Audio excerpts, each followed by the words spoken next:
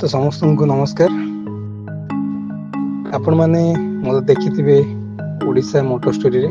Odisha motor story मु basically story करूची tourism ऊपर कि कौन से जगह बुलिया को आमे किंतु आज स्पेशल आपन को मो गाँ नदी सुवर्णरेखा नदी को मु आपन को बुलिया पे नै जीबी। बुलिया पे नु माछ धरिया पे आज आसीछु सुवर्णरेखा नदी को माछ धरिया पे। स्पेशली मु तो बाहर रहूची, बाहर गाँ को गले किछ समय पाइले मु जाई माछ धरिया पे गैना मते नदी माछ बहुत भल लगे। आम आज बापार मोर बाहर थिलु माछ धरिया पे।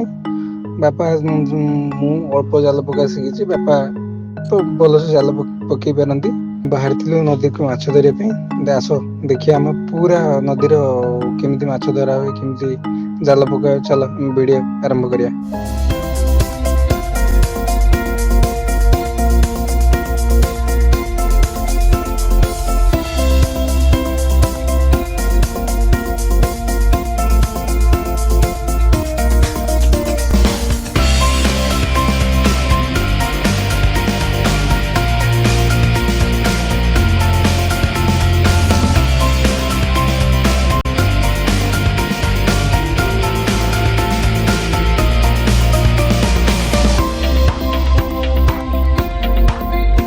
पूरा सुवर्णरेखा नदी आप जो देखो सुवर्णरेखा नदी ये सीधा जाकि मिसी बंगोपसागर रे।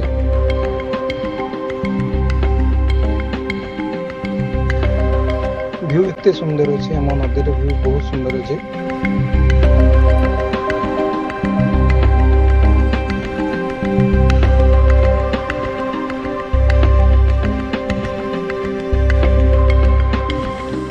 बापा मोर बाहर थिलु माछ धरलु। बापा जाल पके आरंभ कले।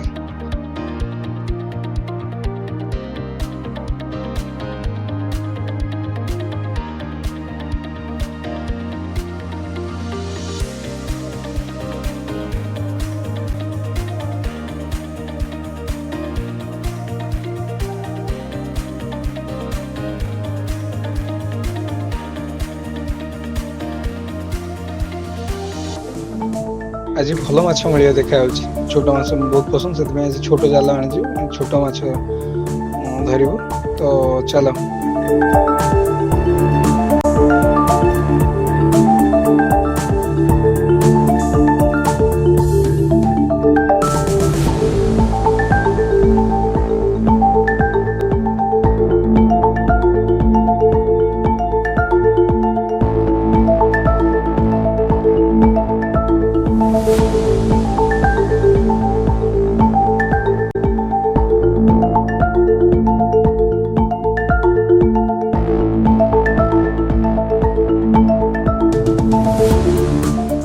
माछ धरा आमर आरंभ हो गला।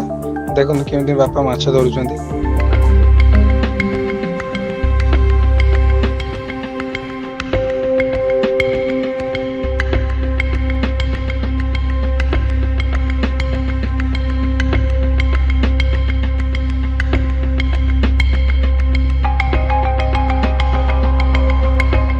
यार तो अनुभव कथा जे आपण माने आसले ही जानि पारे माछ धरले केमती खुशी लागे, आपण निजे जानि पारे।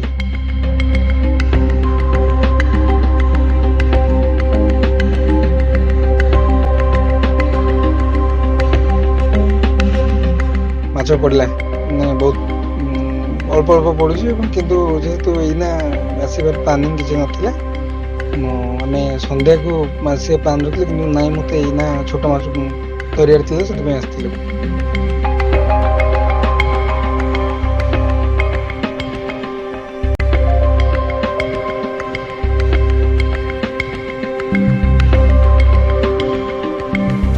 मो जीवन ये बेस्ट पार्ट कि गाँ को गले नदी में माछ धरे। मुझे पिला बेलू नदीर माछ फाछ धरुचु बढ़ीचु। पिला सुवर्णरेखा सहित आम बहुत आटाचमेंट अच्छु।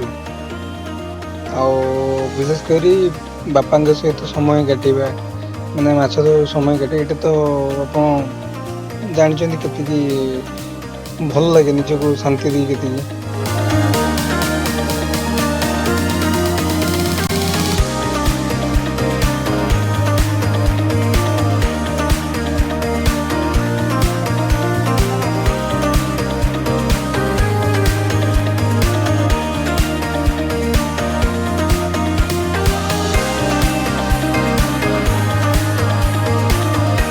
ବାପା ଜାଲ ପକାଉଛନ୍ତି, ମୁଁ ମାଛ ଖାଳି ଧରୁଛି। ଖାଳି ମାନେ ଆପଣ ଜାଣିଥିବେ ବ୍ୟାଗ୍, ଆମର ସେଟାକୁ ଖାଳି କହୁ କି ବ୍ୟାଗ୍ ବି କହୁଛୁ। ବ୍ୟାଗ୍ ଧରୁଛୁ, ବ୍ୟାଗ୍ ଧରି ଆମେ ମାଛ ଧରୁ। ଦେଖନ୍ତୁ କେମିତି ଜାଲ ପକାଉଛି।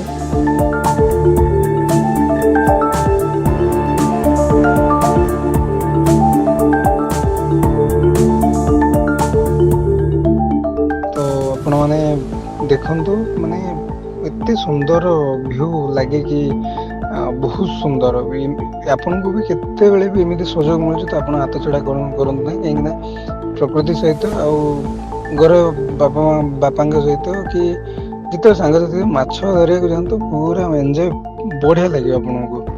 କଣ୍ଟିନ୍ୟୁ ଚାଲ ମାଛ ଧରା କେମିତି ଦେଖିବା।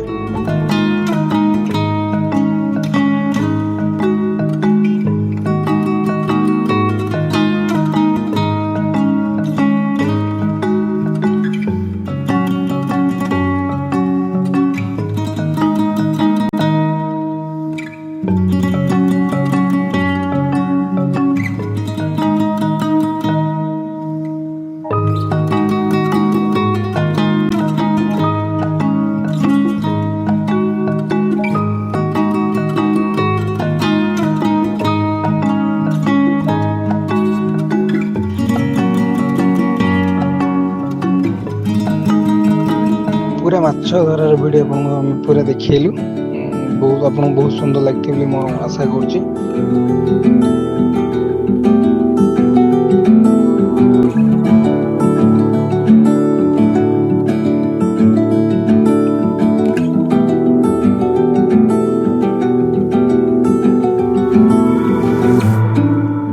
ତ ଏମିତିକା ମୁଁ ନେକ୍ସଟ ଭିଡ଼ିଓ ଆଣିବା ପାଇଁ ଚେଷ୍ଟା କରିବି ଆଉ ଥରେ ଗାଁକୁ ଗଲେ।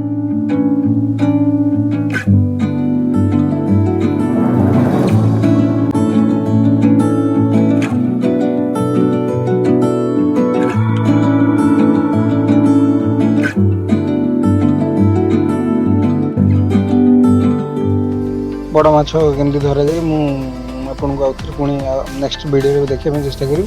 ତ ଏମିତିଆ ଭିଡ଼ିଓ ଦେଖିବା ପାଇଁ ହେଲେ ମୋ ଚ୍ୟାନେଲକୁ ସବସ୍କ୍ରାଇବ୍ ନିହାତି କରନ୍ତୁ।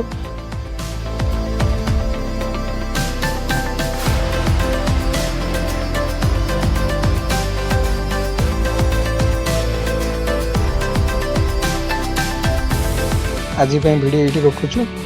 ପୁଣି ନେକ୍ସଟ ଭିଡ଼ିଓରେ ଆମେ ଦେଖାଉ। ନେକ୍ସଟ ଭିଡ଼ିଓରେ ଦେଖାଲେ ସେଠି କ'ଣ କେଉଁଠିକି ଯାଇଛୁ କ'ଣ ନାହିଁ ଆମେ ବିସ୍ତୃତ ଭାବେ ଆଲୋଚନା କରିବା।